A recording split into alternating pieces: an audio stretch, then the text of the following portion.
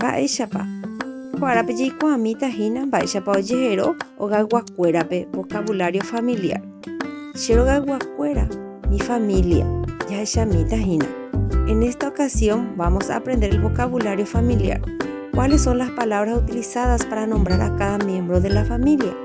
Algo peculiar en el idioma guaraní es que con respecto a algunos familiares, hombres y mujeres utilizan vocabularios distintos, es decir, que hay palabras que son exclusivas del hombre y otras de la mujer. Kuñaja kuimba'eje'i. Cheru, mi padre.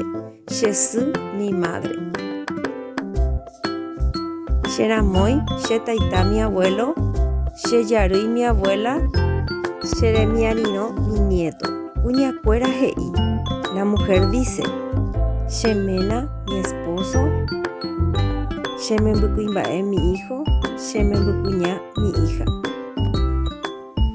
Tyke, hermana mayor.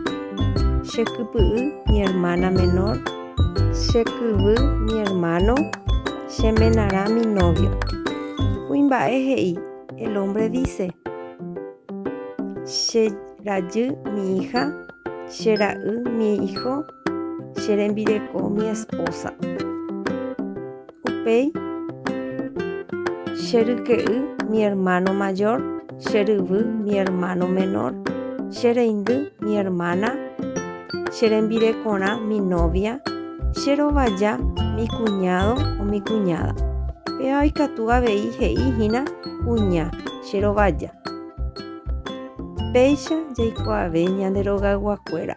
Vocabulario familiar. Aguyje enterovépe ikatu ñamone'ẽmi hína Facebook ha Instagram.